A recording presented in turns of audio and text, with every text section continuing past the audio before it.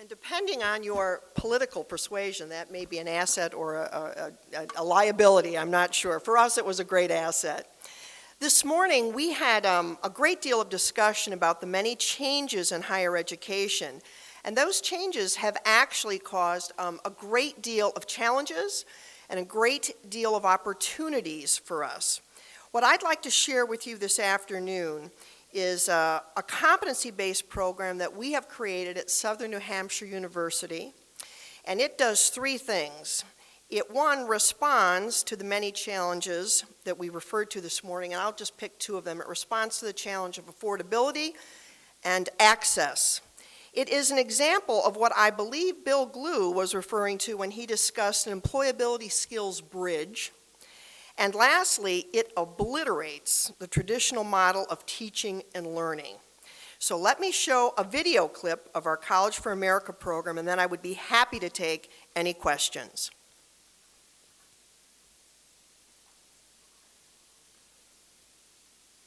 As college becomes increasingly inaccessible and arguably less relevant, we can't keep telling ourselves that college simply isn't for everyone.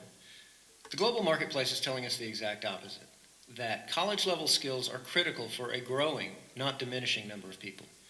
In short, while our colleges are not right for everyone, almost everyone is right for college.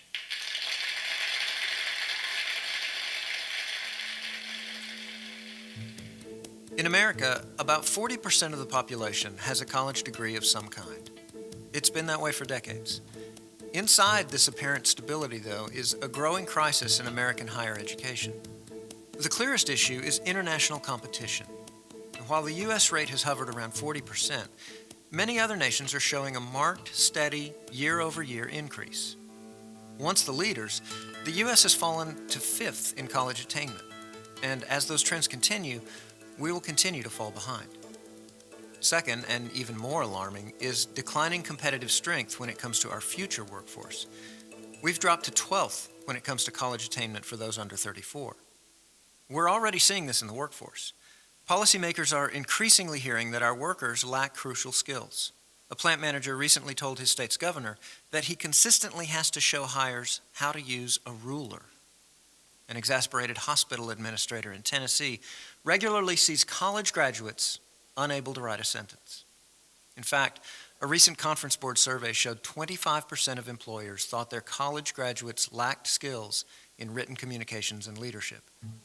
And this stagnation presents a real moral crisis. In America, it's undeniable that people with degrees earn more. They're more likely to be employed. More college means more opportunity and achievement and stability for more people. More access to what we say our country is all about, right? We'll have to move our college attainment rate from 40% to 60% to regain global leadership. The White House has set this 60% mark as a 2020 goal. So, what's going wrong? Why are we stuck? What's keeping us from growing that 40% to the targeted 60%? Well, let's look first at the 40% who are getting degrees. Colleges are steadily graduating the kinds of students that they have traditionally graduated. Middle and upper income students, the children of college graduates who enroll directly after high school. For students who are born or manage to fall outside of this momentum, this culture of college, higher education has much less success. According to a recent U.S. Department of Education survey, students whose parents earned a bachelor's degree are almost twice as likely to graduate as students whose parents only completed high school. Students who enter college before they are 18 are 3 times more likely to graduate than those who enter after 30. And students who attend college full-time are 10 times more likely to graduate than those who can only attend part-time. So, to get from a 40% rate to the 60% target, we should focus our attention on the next 20%. Who is most likely in that next tier? To understand how we could fix college to better serve them, we should begin with a closer look at who they are. In a recent study on a population of people with some college but no degree, several broad psychographic types emerged. There was a cluster that represented about 14% of the study group.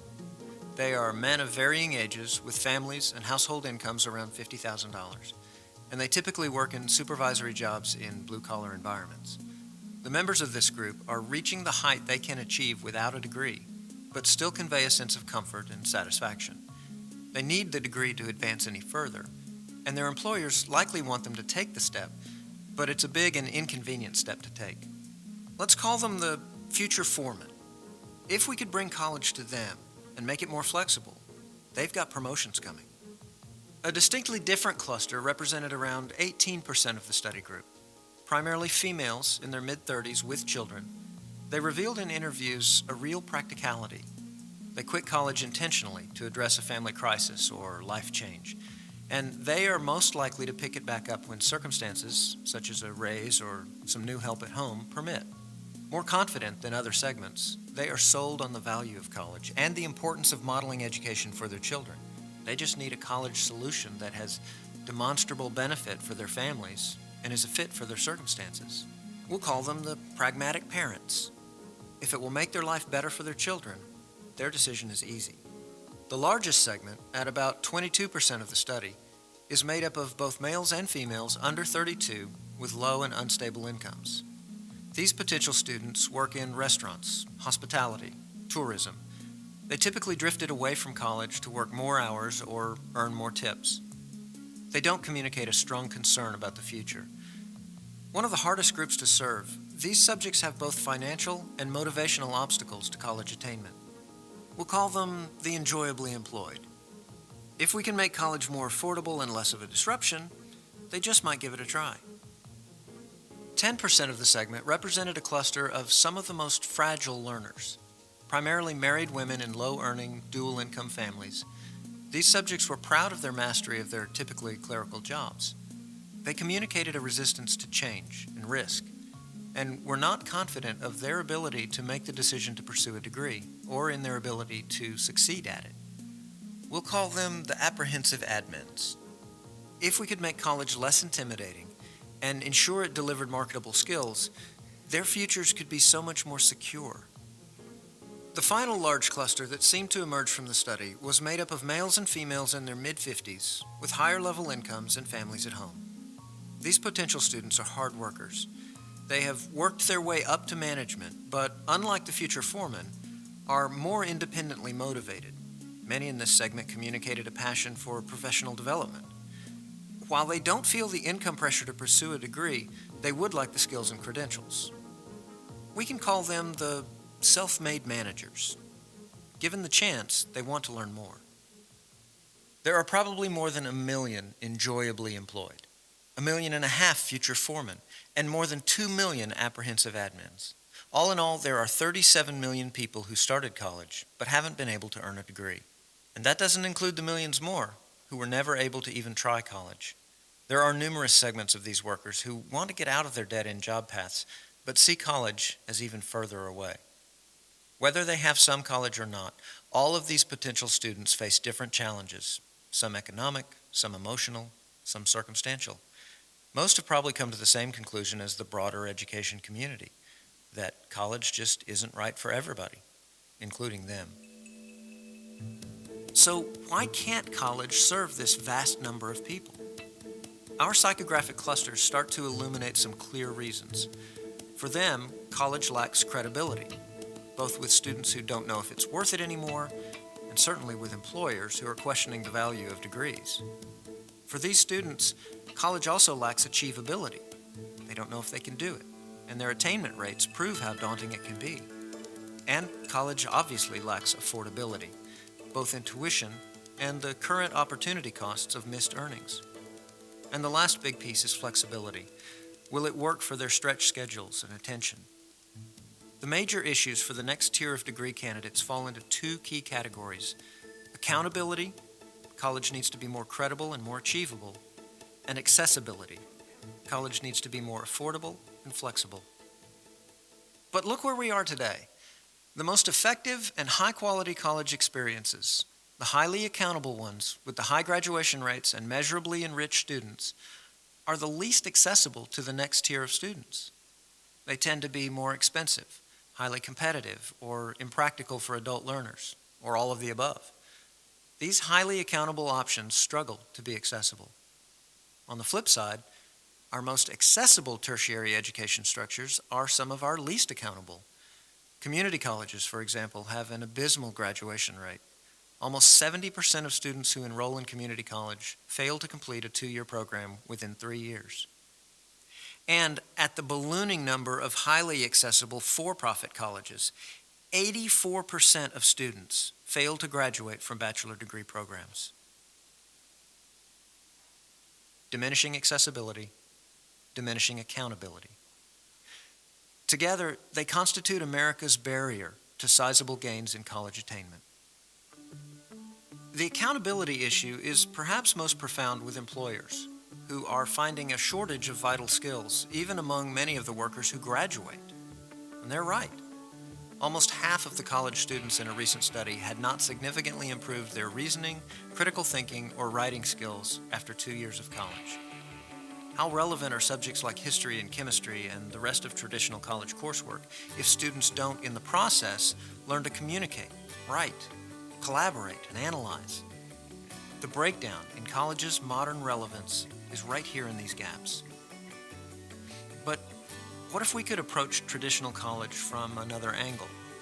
Rebuild college from the ground up in a way that emphasizes critical and creative thinking, communication, prioritized mastery of skills like collaboration and digital fluency. And what if at the same time, we could make higher education vastly more accessible and accountable? Not only is it possible, it's actually already underway. We call it the College for America. It was established in 2012 with a $1 million EDUCAUSE Gates Foundation grant to deliver a degree for learners just like these. Highly accessible college, highly accountable college, all built on an innovative new curriculum and delivery model that prioritizes these exact types of skills. Its first offering, the candidate's degree, is an associate's degree designed to give students a strong, solid foundation for success at work or in the pursuit of more college. What's so radical and different about the College for America model? Instead of racking up course hours, grades, and credits, students work in an innovative online environment to master competencies in 9 areas: communication skills, critical and creative thinking, digital fluency, quantitative skills, personal effectiveness, ethics and social responsibility, teamwork and collaboration, business essentials, and science, society, and culture. Students work at their own pace, with support from a local coach and online advisors to master tasks and assignments. There are no grades or GPAs.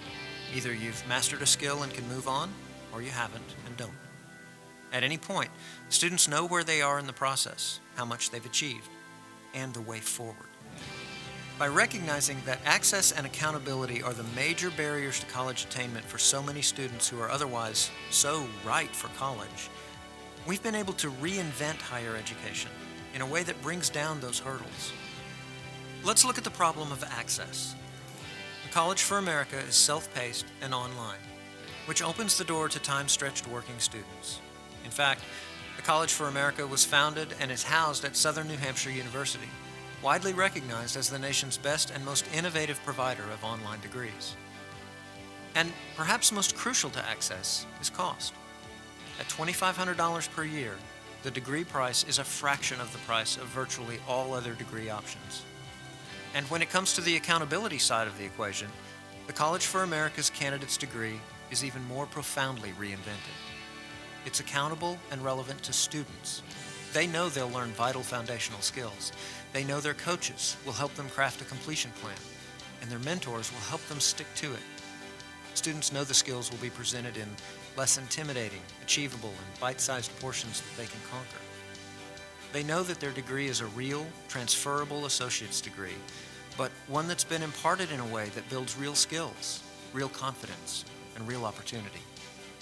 And the College for America's candidate's degree offers a radical new accountability to employers, who now know that students have been incrementally and continually tested and assessed to ensure that they have mastered the skill set. And they know that the competencies ingrained are the most relevant ones, the ones they need so desperately to compete. The world of higher education has taken notice. EDUCAUSE, the Gates Foundation, the Chronicle of Higher Education, the American Enterprise Institute, and Fast Company magazine named Southern New Hampshire University one of the 50 most innovative institutions in America. By completely dismantling the traditional college model and rebuilding it for the new global landscape, the College for America has found a way to deliver more skills, more accountability, more access, more opportunity, more success, more innovation. We have finally found a way to bring down the major hurdles to crucial higher education learning for millions of people. We have finally truly innovated a college for America.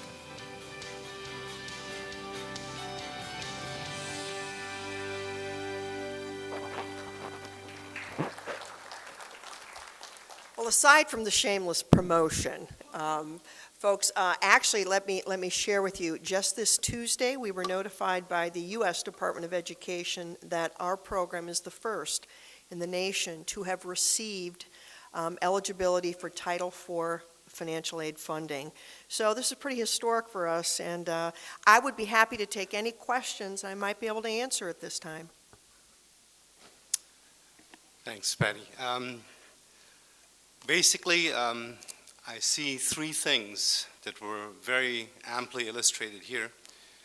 The falling position of the United States worldwide in several educational attainments, some of the demographics of the potential college students in the United States that we failed to either attract or to retain, and how we might choose to penetrate that group. And then finally, the barriers that these folks have towards attainment to the goal that we seek. So I welcome questions for Patty in any of these areas, please. Any questions for Patty? How many are in the program? Started in January with 60, we are up to 300. Now, having said that, attrition has been high. We've lost about 42 students, and let me tell you what we've learned. This is a learning experience for us. We've learned that this is a B2B, by the way. This is a business-to-business program, so it's not open enrollment. We have partnerships with ConAgra Foods, with various organizations, and the organizations are very, very keen on this. Here's what we've learned. The employees who join this program because they feel their employer is pressuring them, they don't last. And it's not a pressure from the employers, but it's that self-imposed, you've got to want this. It's like anything else. This is a program you've really got to be dedicated to, or we're going to have a failure rate there.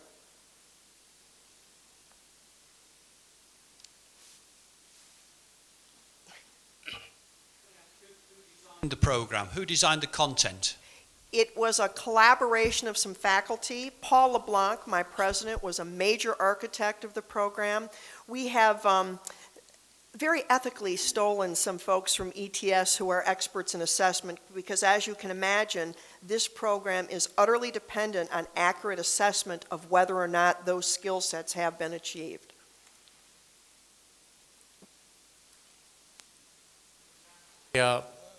Program with a B2B model. Who picks up the tab? Are the individual learners or the companies as Employer. Employer, all right. Complete employer, yep. I think we have time for another question.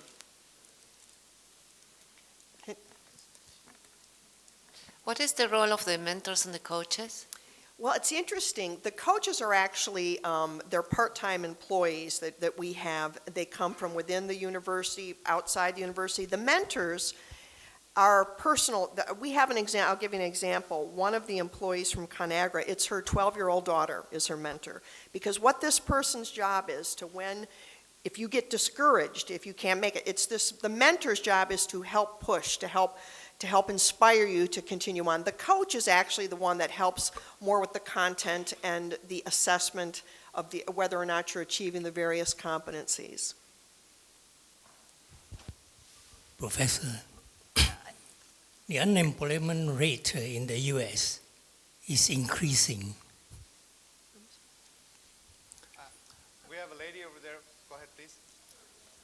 You would have probably partly answered this question, but in most of these flexible learning system or mode, family support is very important for success of the graduates reaching the finishing line. What is being done and how is the family brought in? At this point, who we work with most closely, I would call the second family, and that's the employer. That's the workplace family.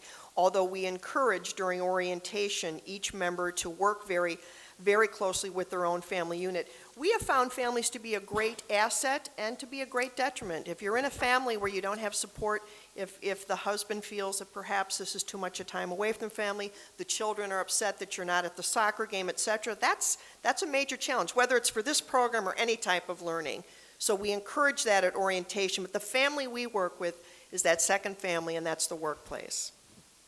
I was given, in fairly strong language, instruction to make sure that we didn't go over time, so I'd like to call this session to a close.